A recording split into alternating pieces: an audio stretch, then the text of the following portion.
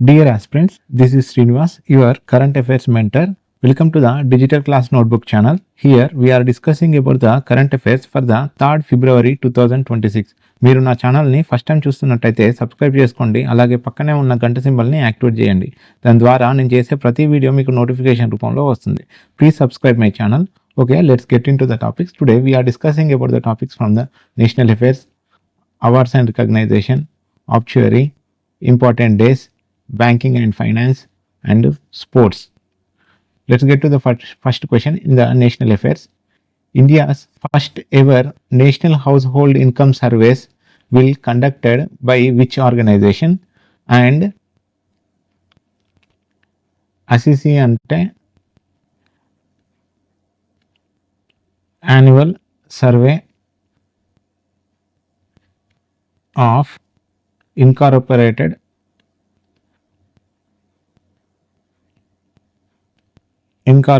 services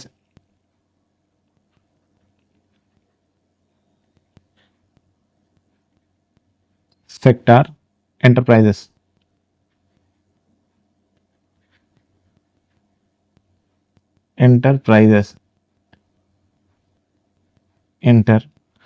Okay, survey uses data mainly from which network? భారత్లో తొలి జాతీయ గృహ ఆదాయ సర్వే ఏ సంస్థ నిర్వహిస్తుంది? And annual survey of incorporated service sector enterprises survey ప్రధానంగా ఏ నెట్వర్క్ డేటాను ఉపయోగిస్తుంది అని అడిగారు. భారత్లో తొలి భారతీయ గృహ ఆదాయ సర్వే ఏ సంస్థ నిర్వహిస్తుంది అంటే NSO, national statistical office. And దీన్ని ఏ సర్వే డేటా మెయిన్లీ యూజ్ చేయబోతున్నారు నెట్వర్క్ కోసం అని ఉపయోగిస్తున్నారు అంటే జిఎస్టిఎన్ అంటే గూడ్స్ అండ్ సర్వీసెస్ ట్యాక్స్ నెట్వర్క్ని ఉపయోగించుతున్నారు. National statistical office works under the Ministry of Statistics and Program Implementation. This has announced that India will conduct a first ever national household income survey and annual survey of incorporated service sector enterprises SE. Okay, NHIS అంటేనేమో national household income survey and అసిసి అంటేనేమో annual survey of incorporated service sector. ఈ national statistical office దేని కింద పనిచేస్తుందంటే ministry of statistics and programme implementation. వాళ్ళు ఒక announcement చేశారు. ఏంటి అంటే ఇంతవరకు ఇండియాలో first ever national household income survey భారత్లో తొలిసారిగా జరగబోతున్నారు. ఈ announcement made during the all India workshop of trainers held from 28 to 29 January 2026 in Chennai, తమిళనాడులో. ఈ ప్రకటన ఎక్కడ చేశారంటే all India work shop for trainers ఎప్పుడు జరిగిందంటే 28-29 January 2026లో చెన్నై, తమిళనాడులో జరిగినప్పుడు ఈ అనౌన్స్మెంట్ని చేశారు. బోత్ ఎన్ఐహెచ్ఎస్ అంటే national household income survey and annual survey of incorporated service sector enterprises will start the survey from April 2026 and will run for 1 year.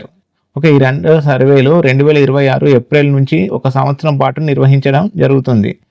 ఈ NHIS will collect detailed data on household income, living conditions and income distribution, helping the government assess household well being and design better policies.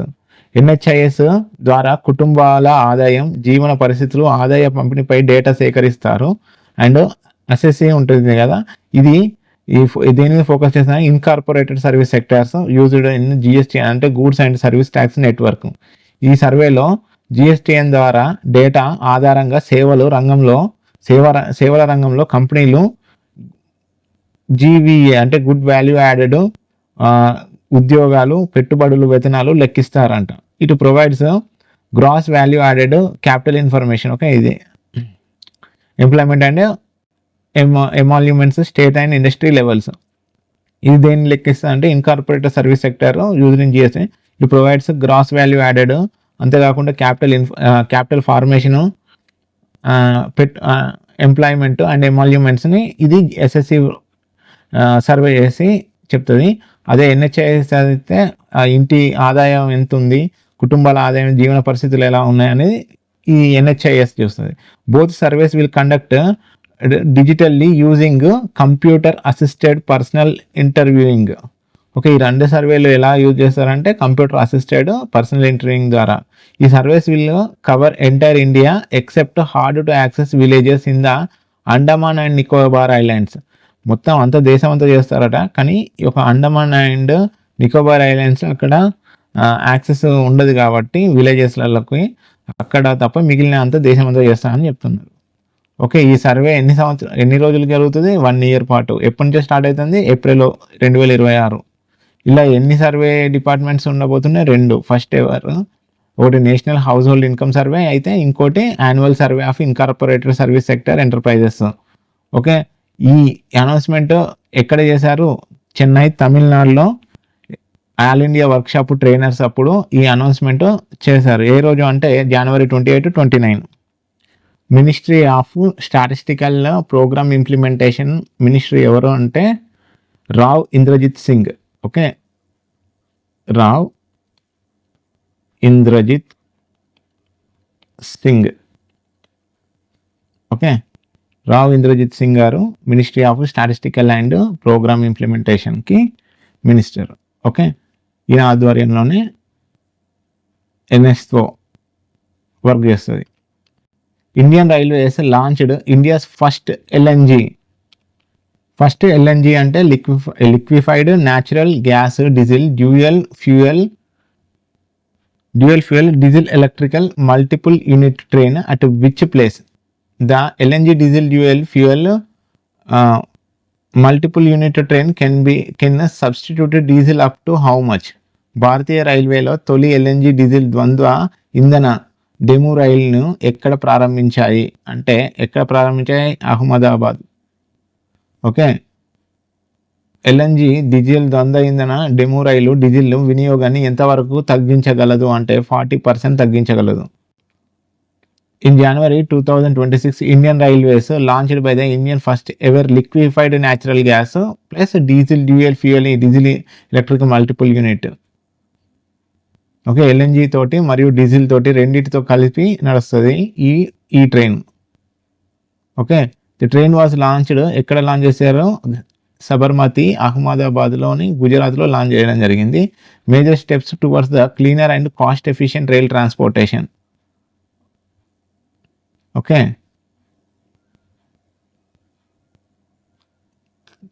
The project was implemented at the integrated coaching department Sabarmati, where 2 driving power cars 14,000 horsepower each were technically modified.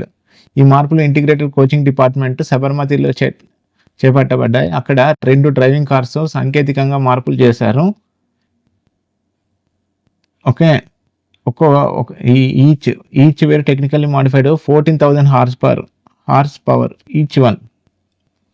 Okay, రెండు రకాల ద్వంద్వ engines కదా, 2 రకాల ద్వంద్వ ఇంజన్స్కి each దాని horsepower అంటే 1400 horsepower. Each driving power car fitted with a 2200 liquefied natural gas LNG tank and dual fuel operation. ప్రతి డ్రైవింగ్ పవర్ కార్లో 2200 లీటర్ల లిక్విఫైడ్ న్యాచురల్ గ్యాస్ ట్యాంక్ని అమర్చబడింది. ఓకే, ఈ dual fuel system allows up to 40% substitution of diesel with LNG. ఈ dual fuel వ్యవస్థ ద్వారా డీజిల్ వినియోగాన్ని 40% వరకు తగ్గించవచ్చు. significantly reducing depending on the conservation of fossil fuels.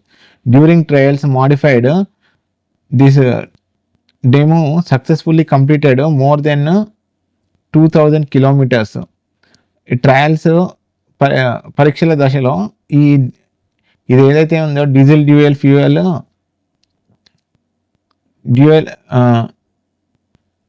Diesel electric multiple unit ఏదైతే ఉందో 2000 కిలోమీటర్ల కంటే ఎక్కువ ప్రయాణాన్ని విజయవంతంగా పూర్తి చేసిందంట. ఓకే, 2000 కిలోమీటర్ల వరకు టెస్ట్ చేశారు. పరీక్షల అనంతరం ఒక్కసారిగా పూర్తిగా ఇంధనం నింపితే రోజుకు గరిష్టంగా 222 కిలోమీటర్ల వరకు ప్రయాణించగల సామర్థ్యం దీనికి ఉంది.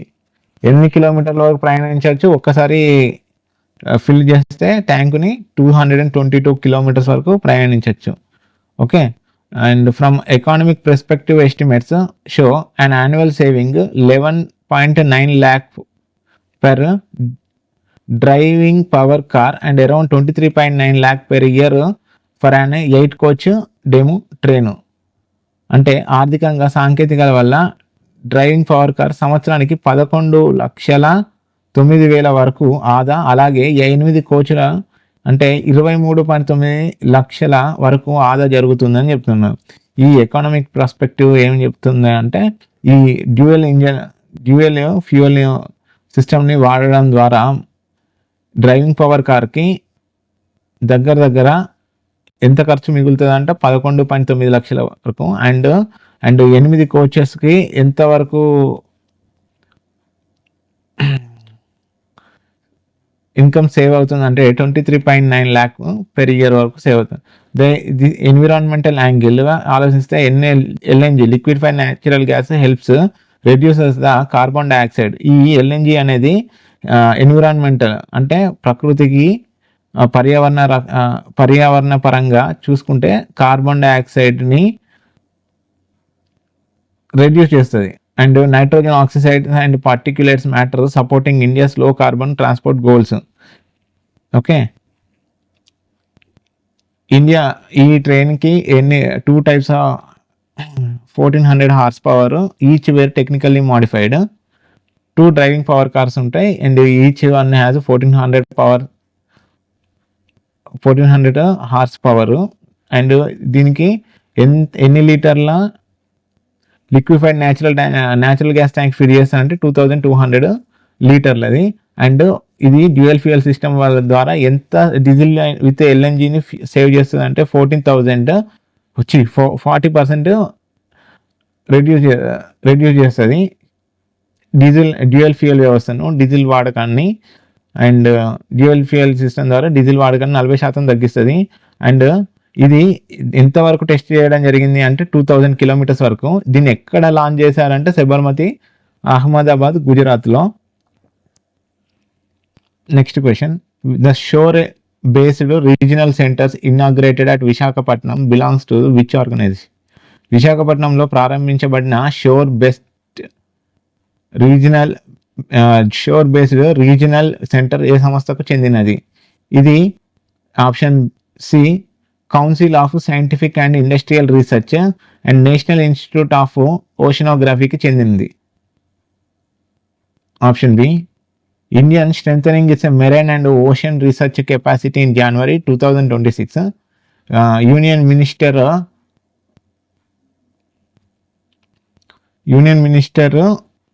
ఇండిపెండెంట్ ఛార్జ్ సైన్స్ అండ్ టెక్నాలజీకి సంబంధించిన ఆయన Jitendra Singh inaugurated 32 crore CSIR NIO అంటే Council of scientific and industrial research and national Institute Oceanography shore based regional centres ఎక్కడ ఇనాగ్రేట్ చేయడం జరిగిందంటే విశాఖపట్నంలో.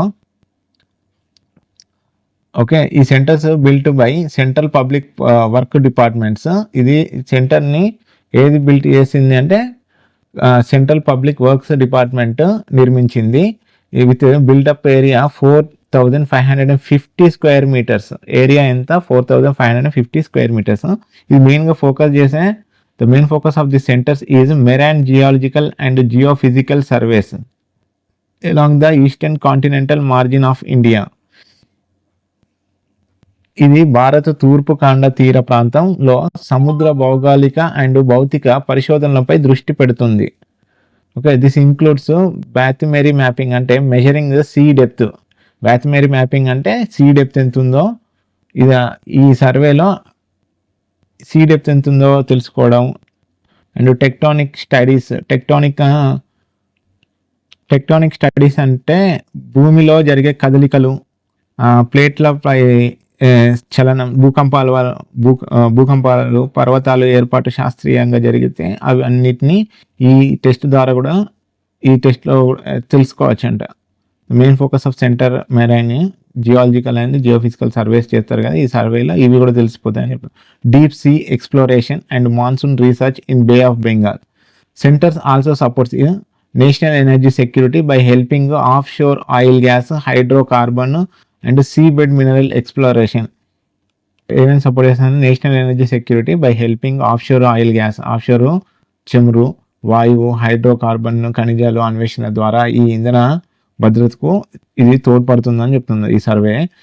It plays a key role in blue economy. ఈ సముద్ర సంపద ద్వారా వచ్చేదాన్ని బ్లూ ఎకానమీ అంటాం. ఈ blue economy supporting fisheries, coastal resilience, skill development, seaweed cultivation, harmful algal bloom forecasting. Okay, ఈ బ్లూ ఎకానమీ దేనికి సపోర్ట్ చేస్తుందంటే fisheries, coastal resilience, skill development, seaweed cultivation and harmful algal bloom forecasting. This makes a center crucial for economy, energy, security and climate research.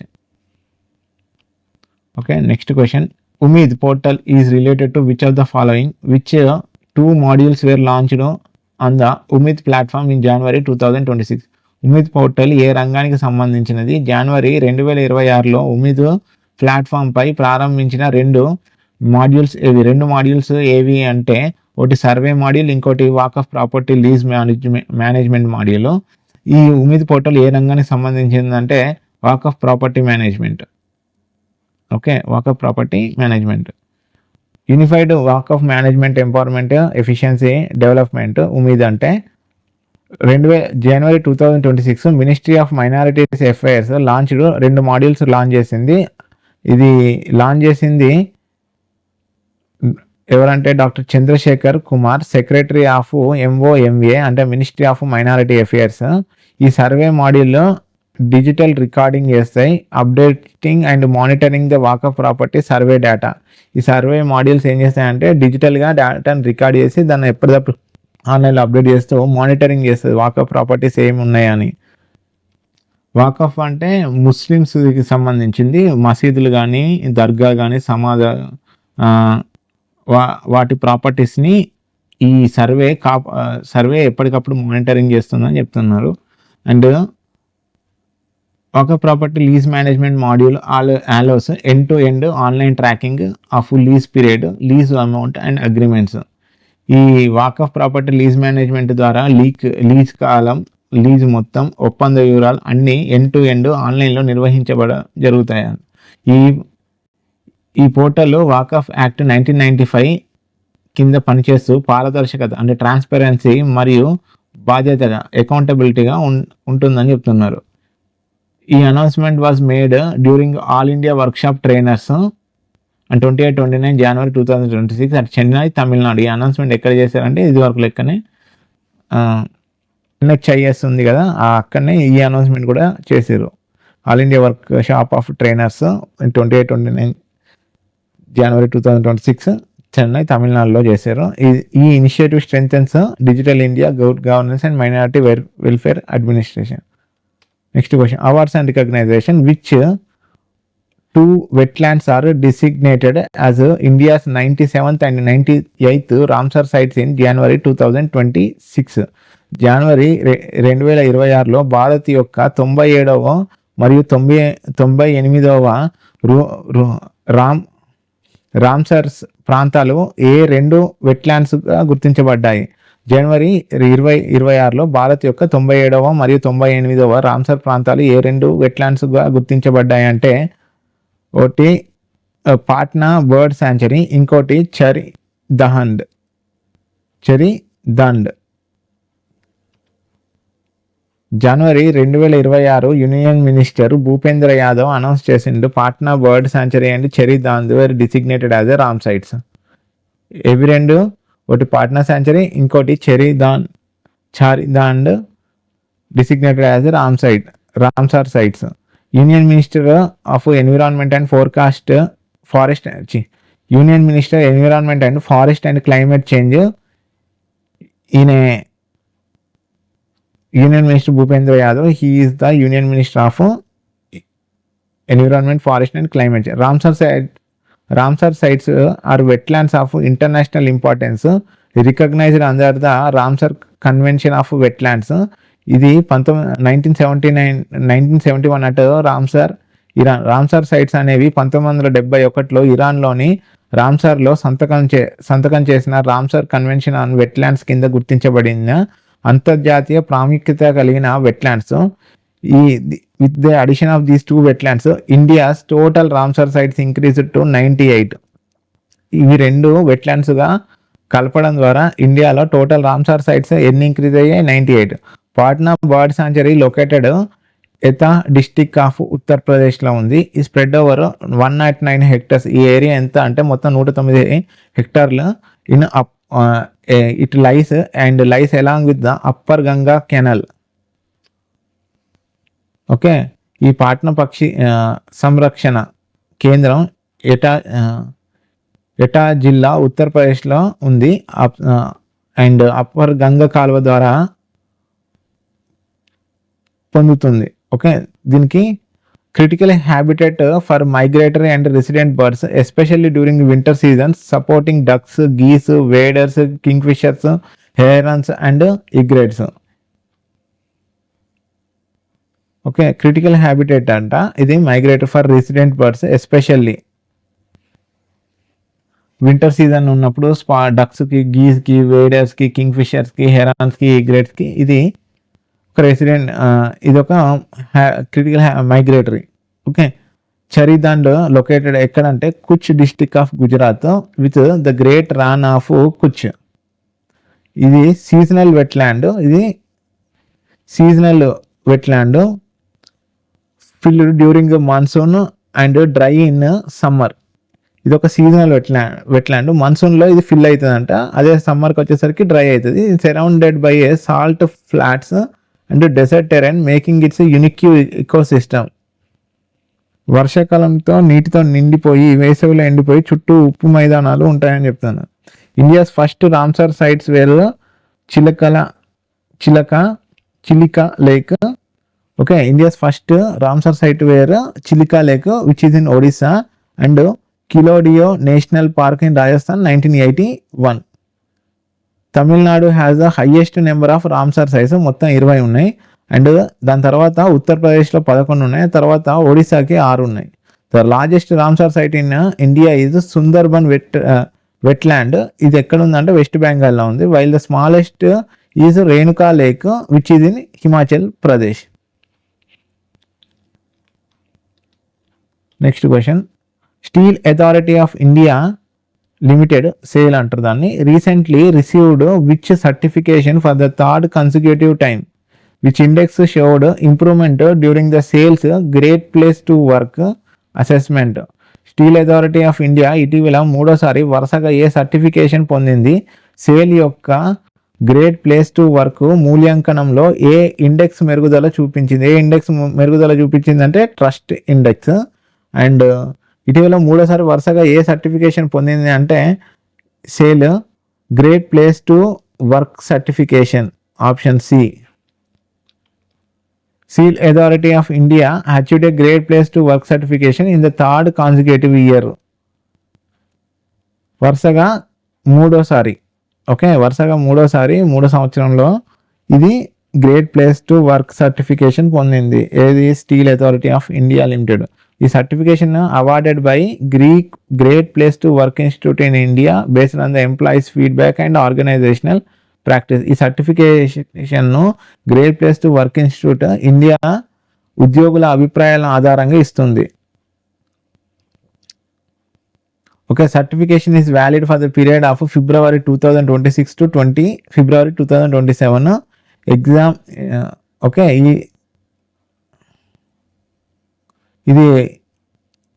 దీని period valid certificate ఎప్పటి నుంచి ఎప్పటి వరకు అంటే 2026 నుండి 27 వరకు.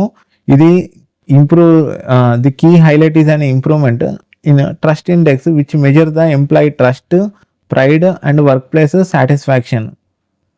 Okay, SAIL introduced progressive human resources.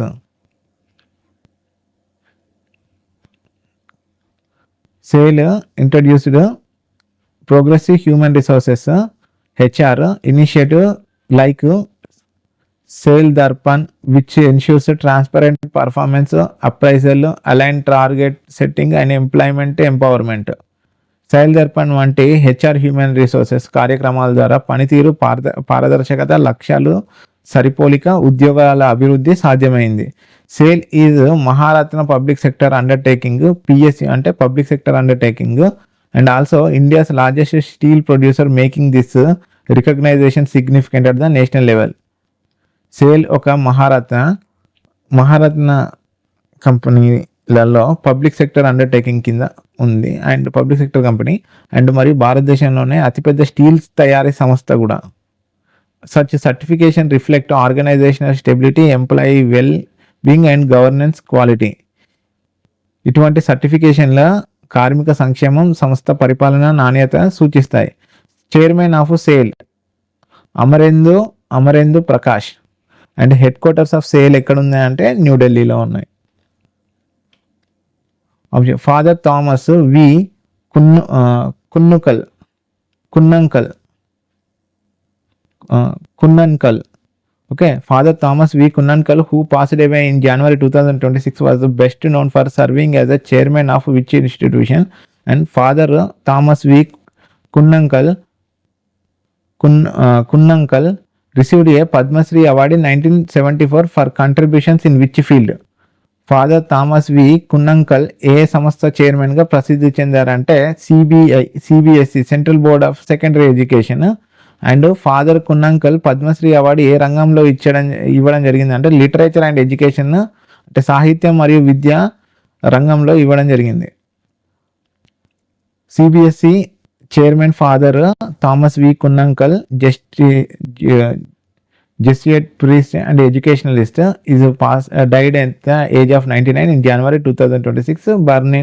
ఈయన ఎక్కడ పుట్టాడంటే అల్లాపుజా, కేరళలో 1926 3వ తారీఖు జూలైన జన్మించాడు. ఈ served as a chairman of CBSE, central board of secondary educational, from 1980 to 87 for period of marked major reforms in school education. ఈయన మేజర్ రిఫార్మ్స్ని తీసుకొచ్చిందంట ఇన్ 1980 to 87 ఇన్ స్కూల్ ఎడ్యుకేషన్స్లో, అంటే మార్పులు. Okay, he played a pivotal role in establishing a national open schools in November 1989 under the national education policy 1986. National open school later becomes NIOS, అంటే national institute opening schooling, expanding distance and open learning across India. ఈయన 1974లో పద్మశ్రీ పొందాడు, India's 4th highest civilian award. Which is India's 4th highest civilian అవార్డుని పద్మశ్రీ ఈయన పొందాడు in the field of literature and education. He also authored book, ఈయన book రాశాడు the role of teachers on national regeneration 2005లో రాశాడు.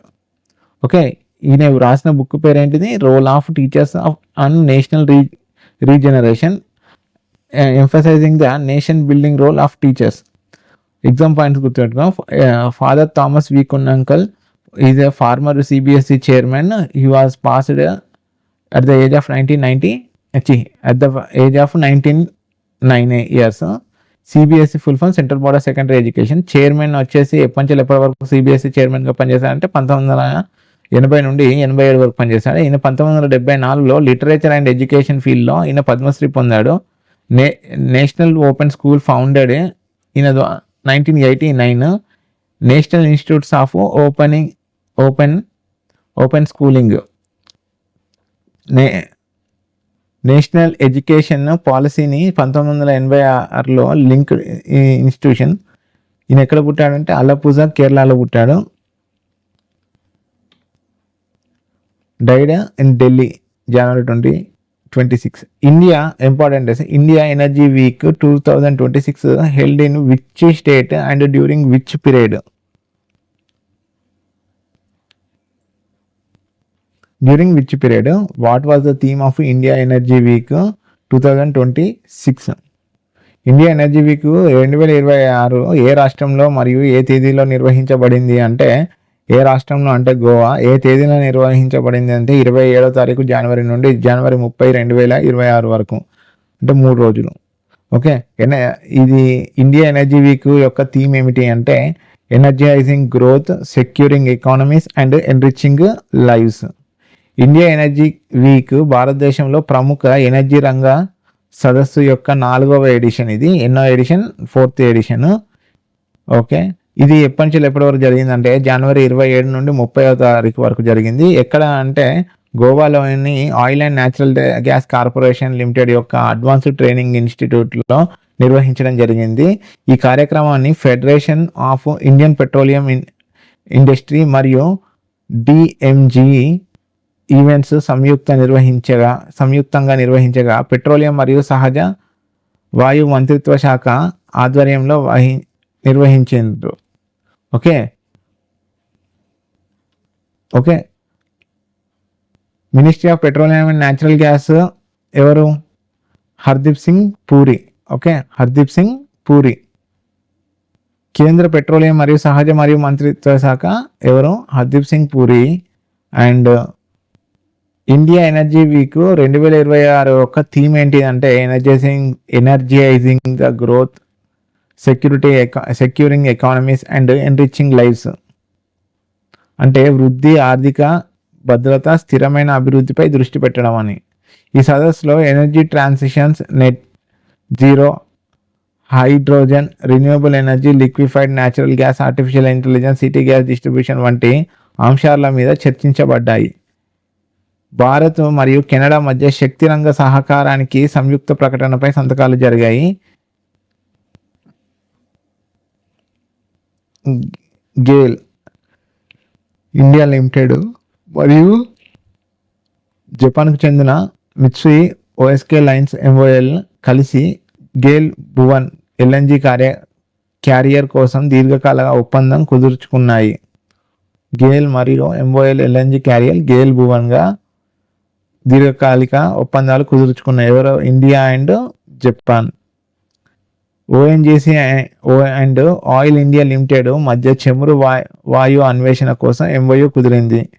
బీపీసీఎల్ అండ్ టాటా మోటార్స్ కలిసి భారతదేశంలో అతిపెద్ద ఎలక్ట్రిక్ వెహికల్ ఛార్జింగ్ హబ్లో ఏర్పాటు చేయనున్నారు. ఈ కార్యక్రమం చివరిలో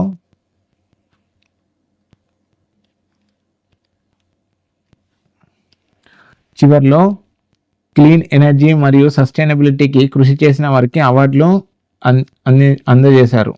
ఎగ్జామ్ పాయింట్స్ గుర్తుపెట్టుకుందామంటే ఈ ఈవెంట్ వచ్చేసి ఇండియా ఎనర్జీ వీక్ ఎన్నో ఎడిషన్, 4th ఎడిషన్. ఎప్పటి నుంచి ఎప్పటి వరకు జరిగింది అంటే 27 to 30. ఈ వెన్యూ ఎక్కడ అంటే ఓఎన్జీసీ అడ్వాన్స్ ట్రైనింగ్ ఇన్స్టిట్యూట్ గోవాలో జరిగింది. దీని యొక్క థీమ్ ఏంటిదంటే energising growth, securing economies and enriching lifes. దీని యొక్క ఆర్గనైజర్స్ ఎవరు అంటే federation of Indian petroleum industry and DMG events సంస్థ. Ministry of petroleum and natural gas ఎవరు అంటే హర్దీప్ సింగ్ పూరి. మేజర్ అగ్రిమెంట్స్ ఏ రెండు దేశాల మధ్య మరియు కంపెనీల మధ్య జరిగింది అంటే ఇండియా అండ్ కెనడాకి ఎనర్జీ కోఆపరేషన్, గేల్ మరియు MOL LNG carrier GAIL Bhuvan జపాన్కి సంబంధించింది. ఓఎన్జీసీ అండ్ ఆయిల్ ఎక్స్ప్లోరేషన్ మధ్య ఎంఓయూ కుదుర్చుకుంది. బీపీసీఎల్ అండ్ టాటా మోటార్స్ కలిపి ఈవీ ఛార్జింగ్ హబ్స్ ఏర్పాటు చేయడం జరిగింది. World leprosy day is observed globally and which day? ప్రపంచ కుష్టి వ్యాధి దినోత్సవం ప్రపంచవ్యాప్తంగా ఎప్పుడు నిర్వహిస్తారు అంటే లాస్ట్ సండే ఆఫ్ ద జనవరిలో వచ్చే చివరి సండే రోజు ఈ వరల్డ్ లెప్రసీ డేని జరుపుతారు. వరల్డ్ లెప్రసీ డే ఎప్పుడు జరుపుతారంటే 25th January 2026. ఇది ఎప్పుడు గుర్తించబడుతుంది అంటే ఎవ్రీ ఇయర్ లాస్ట్ సండే జనవరి. థీమ్ వచ్చేసి leprosy is curable, the real challenge is stigma. Leprosy is also called as Hansen's disease. ఇది causative agent mycobacterium bacteria. Leprosy is ఈ కుష్ఠవ్యాధి అనేది హన్సెన్స్ డిసీజ్. ఇది మైకోబాక్టీరియం బ్యాక్టీరియా వల్ల కలుగుతుంది మరియు చర్మం, నాడీ వ్యవస్థ, కళ్ళు, శ్వాసనాళంపై భాగాన్ని ప్రభావితం చేస్తుంది. భారతదేశంలో జాతీయ కుష్టి వ్యాధి దినోత్సవం ప్రతి సంవత్సరం జనవరి 30న మహాత్మా గాంధీ జయంతి వర్ధంతి రోజున నిర్వహిస్తారు. Target zero transmission, zero leprosy by 2027. నిర్మూలన కార్యక్రమం నేషనల్ లెప్రసీ ఎడ్యుకేషన్ ప్రోగ్రామ్ను ఆరోగ్య అండ్ కుటుంబ సంక్షేమ మంత్రిత్వ శాఖ అమలు చేస్తుంది.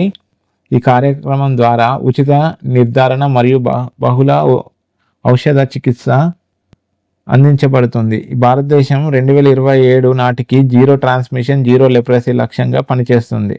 ఎప్పటి వరకు? 2027 నాటికి జీరో ట్రాన్స్మిషన్ మరియు జీరో లెప్రసీ లక్ష్యంగా చేస్తుంది. ప్రపంచ స్థాయిలోనూ ఆరోగ్య సంస్థ WHO కీలక పాత్ర పోషిస్తుంది. వరల్డ్ హెల్త్ ఆర్గనైజేషన్కి డైరెక్టర్ జనరల్ ఎవరంటే డాక్టర్ టెడ్రోస్ అని గుర్తుపెట్టుకుంటే దొరుకుతుంది. దీని యొక్క హెడ్ క్వార్టర్స్ ఎక్కడ ఉన్నాయి? జెనీవా, స్విట్జర్లాండ్లో ఉన్నాయి. ఎస్టాబ్లిష్ ఎప్పుడు జరిగింది? 1948 7th ఏప్రిల్లో జరిగింది. Banking and finance. What is the gross market borrowing planned by the Government of India for financial year 2027? Financial year 2027 కోసం భారత ప్రభుత్వం ప్రణాళిక చేసిన మొత్తం మార్కెట్ అప్పు ఎంత? 17.2 లక్షల కోట్లు గ్రాస్ మార్కెట్ బారోయింగ్ చేయనుంది. ఓకే, కేంద్ర ప్రభుత్వం 17.2 లక్షల కోట్ల మార్కెట్ బారోయింగ్ చేయాలని నిర్ణయించింది. ఇంత పెద్ద మొత్తంలో బారోయింగ్ వల్ల బాండ్ మార్కెట్లో G-Sec సరఫరా పెరుగుతుంది. అంటే గవర్నమెంట్ సెక్యూరిటీస్ హెవీ బారోయింగ్ జరిగితే supply of government securities in the bond market జరుగుతుందని చెప్తున్నారు. When supply rises faster than the demand, bond prices fall and yields rise, marking investors nervous. Yields పెరగడం వల్ల ప్రభుత్వానికి మాత్రమే కాకుండా బ్యాంకులు, కంపెనీలు, హోమ్ లోన్ తీసుకునే వారికి కూడా వ్యాయామం పెరుగుతుంది అని చెప్తున్నారు. సో ఇలాంటి పరిస్థితుల్లో రిజర్వ్ బ్యాంక్ ఆఫ్ ఇండియా జోక్యం చేసుకునే అవకాశం ఉంటుంది. Okay, by the September 2025 central government outstanding డెబ్ట్ రీచ్డ్ 121.37 lakh crores. ఇది షోస్ లార్జ్ డెబ్ట్ stock has become. Okay, 2025 September నాటికి కేంద్ర ప్రభుత్వ రుణం ఎంత ఉందంటే 121.30 లక్షల కోట్లు చేరింది. ఇది భారీ రుణ భారం. Okay, rising yields increase. Okay, rising yields increase చెప్పినా కదా, బారోయింగ్స్ పెరగడం వల్ల గవర్నమెంట్కే కాకుండా కార్పొరేట్ బ్యాంక్స్, హోమ్ లోన్స్, ఎవరైతే హోమ్ లోన్ బారోవర్స్ వాళ్ళందరికీ ఈ ఎఫెక్ట్ పడుతుంది అని చెప్తున్నారు. In this situation reserve bank మాత్రమే దీన్ని జోక్యం చేసుకొని సాల్వ్ చేయగలుగుతుంది. ఓకే, ఓపెన్ మార్కెట్ ఆపరేషన్స్ అంటే full form RBI buying or selling government securities in the secondary market help inject liquidity and control yield. Secondary market అంటే ప్రభుత్వ బాండ్లు మరియు సెక్యూరిటీలు కొనుగోలు చేయడం లేదా విక్రయించడం. మార్కెట్లో డబ్బు ప్రవాహాన్ని, దీని ద్వారా మార్కెట్లో ఫ్లో ఆఫ్ మనీని కంట్రోల్ చేయొచ్చు. However, RBI must balance bond market stability with inflation control, making financial year 2027 policy challenge year. Okay, అయితే ద్రవ్యోల్బణం నియంత్రణ మరియు మార్కెట్ స్థిరత్వం మధ్య సమతుల్యం RBIకి పెద్ద సవాల్గా నిలవనుంది. Global high debt is common, but emerging economies like India are more sensitive capital flow liquidity.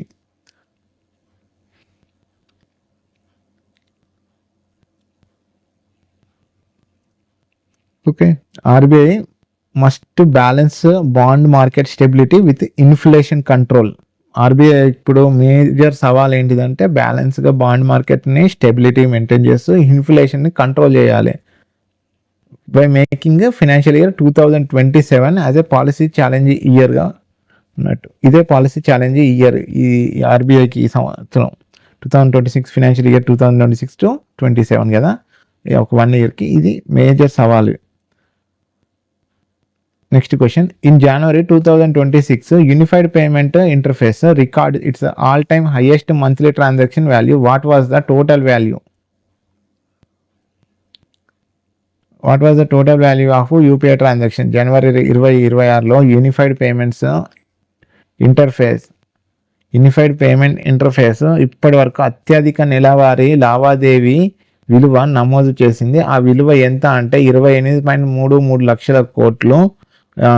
ఈ unified payments ఇప్పటి వరకు అత్యధిక నెలవారీ లావాదేవీలు ఎంత చేసింది అంటే 28.33 lakh crore. ఈ యూనిఫైడ్ పేమెంట్ ఇంటర్ఫేస్ ఇది real time digital payment system developed by the digital India. ఈ యూపీఐని ఇది ఒక రియల్ డిజిటల్ పేమెంట్ సిస్టము. ఇది డెవలప్ చేసి దీన్ని develop under the digital India కింద దీన్ని డెవలప్ చేయడం జరిగింది. In January 2026 UPI created history. Okay, ఒక హిస్టరీ క్రియేట్ చేసింది. ఎంత అంటే 21.7 బిలియన్ ట్రాన్సాక్షన్ జరిగింది. వర్త్ దాని ఒక బిలియన్ ట్రాన్సాక్షన్ జరిగింది. దాని వర్త్ విలువ ఎంత అంటే 28.33 lakh crore. It's highest ever in single month. ఒక్క నెలలో ఇంత పెద్ద ఎత్తున ట్రాన్సాక్షన్ జరిగింది ఇంతవరకు ఎప్పుడు లేదని చెప్తున్నాను. Compare to the December 27.97 lakh crore, ఇప్పుడు 28.33 lakh crore. ఈ 21.7 బిలియన్ ట్రాన్సాక్షన్స్ విలువ ఎంత అంటే 28.33 lakh crore. అదే డిసెంబర్లో ఇది 27.97 lakh crore వరకే ఉంది. This shows a strong month on month growth about 21% it's in value. అంటే డిసెంబర్ 25తో పోలిస్తే ఇది విలువ పరంగా సుమారు 21% వృద్ధిని చూపిస్తుంది. On a daily basis UPI handled 700 million transactions per day. Average daily value 91,403 crore, proving its speed, scale and reliability. రోజుకు సగటున 700 మిలియన్ల లావాదేవీల్లో 91,403 కోట్ల విలువతో యూపీఐ తన వేగ విశ్వసనీయత నిరూపిస్తుంది అని చెప్తున్నారు. ఈ surge is driven by a smart phone penetration. Smart phone వినియోగం, క్యూఆర్ కోడ్ చెల్లింపులు, జీరో ఛార్జీలు, వ్యాపారుల విస్తృత వినియోగం వల్ల యూపీఐ విపరీతంగా పెరిగింది. UPI has become a core pillar of India's digital public infrastructure, reducing cash usage and improving financial inclusion and supporting small business. Smartphone UPI become a main పిల్లర్గా ఇది పనిచేస్తుంది. దీని ద్వారా digital public infrastructure and reducing direct మనం డబ్బులు వాడడాన్ని తగ్గించి and financial inclusion and supporting small బిజినెస్గా దీన్ని మనం యూజ్ చేస్తున్నామని చెప్తున్నాం. UPI platform is operated by the national payment corporation of India. దీన్ని ఆపరేట్ చేసేది ఏది అంటే national payments corporation of India. అదే an umbrella organisation retail digital payments in India. Devika Sihag won her medal badminton world federation super 300 title at which tournament in 2026. Devika Sihag 2026లో తన తొలి badminton world federation super 300 title ఏ టోర్నమెంట్లో గెలుచుకున్నది అంటే ఆప్షన్ సి థాయిలాండ్ మాస్టర్స్లో. దేవికా సిహాగ్ 20 ఏళ్ళ భారత్ బ్యాడ్మింటన్ క్రీడాకారిణి. థాయిలాండ్ మాస్టర్స్ 2026లో తన తొలి బ్యాడ్మింటన్ వరల్డ్ ఫెడరేషన్ సూపర్ 300 టైటిల్ని గెలుచుకుంది. ఎవరు గెలుచుకున్నారో అంటే Devika Sihag. And badminton world federation అనేది ప్రపంచ బ్యాడ్మింటన్ క్రీడను నిర్వహించే అంతర్జాతీయ సంస్థ. ఇది మహిళల సింగిల్స్ ఫైనల్లో దేవిక 21-8, 6-3తో ముందంజలో ఉండగా గో జిన్వే మలేషియాకు చెందిన రిటైర్డ్ గాయంతో విరమించింది. ఓకే, ఇంజురీ అవ్వడం ద్వారా ఆమె గాయంతో వెనుదిరిగిపోయింది. Even though the match ended early, Devika dominant control, aggressive stroke play, net precision proved that she is a deserving winner. ఈ మధ్యలో గేమ్ ఆగిపోయినప్పటికీ కూడా తను ఆడిన ఆట తీరు చూస్తే ఆమె అపోనెంట్ తన దరిదాపుల్లో లేదు కాబట్టి ఈమెనే విన్నర్గా డిసైడ్ చేయడం జరిగింది. Super 300 tournaments as a part of badminton world federation world tour offering A valuable ranking points and international exposure. Super 300 tournament ప్రపంచ ర్యాంకింగ్ పాయింట్లు చాలా ముఖ్యమైనవి. ఈ విజయం దేవికకు ర్యాంకింగ్ మెరుగుదల, ఆత్మవిశ్వాసం మరియు సూపర్ 500, సూపర్ 750 టోర్నమెంట్లకు అర్హత సాధించింది. Devika win highlights India's growing depth in women's badminton beyond established stars. The tournament was conducted under the Badminton World Federation head. Okay, ఈ టోర్నమెంట్ దేని ఆధ్వర్యంలో జరిగింది అంటే బ్యాడ్మింటన్ వరల్డ్ ఫెడరేషన్. ఇది ఎక్కడ, దీని యొక్క హెడ్ క్వార్టర్స్ ఎక్కడ ఉన్నాయంటే Kuala Lumpur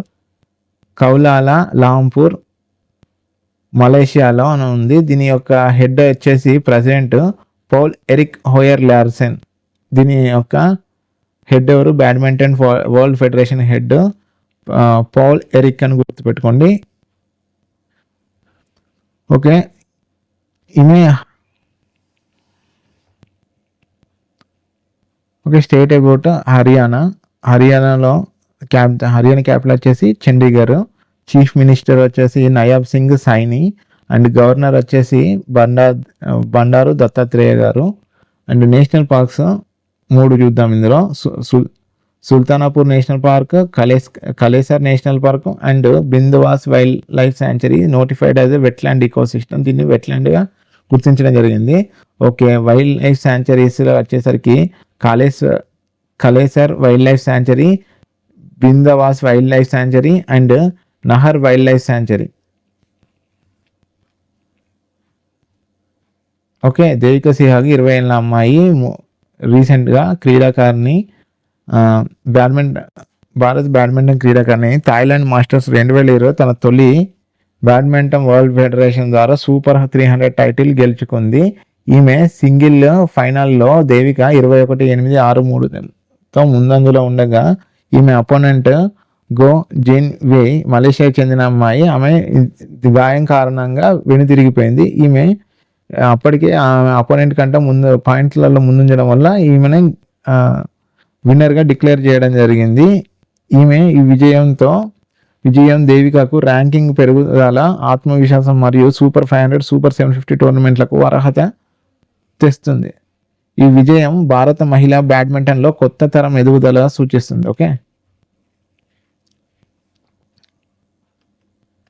okay, that's all for today. This is today current affairs. నా ఎక్స్ప్లెనేషన్ మీకు నచ్చినట్టయితే లైక్ చేయండి, షేర్ చేయండి, సబ్స్క్రైబ్ చేసుకోండి. నేను మీకు ఇచ్చే ప్రతి ఎక్స్ప్లెనేషన్ చేసిన ప్రతి వీడియోకి దానికి సంబంధించిన పీడిఎఫ్ని నేను మీకు డిస్క్రిప్షన్లో ఇస్తున్నాను, టెలిగ్రామ్ లింక్. ఆ టెలిగ్రామ్ లింక్లో వెళ్ళి మీరు దీని పీడిఎఫ్ని మీరు డౌన్లోడ్ చేసుకొని చదువుకోవచ్చు. Okay, please subscribe my channel. Have a nice day. Good bye. Sign of.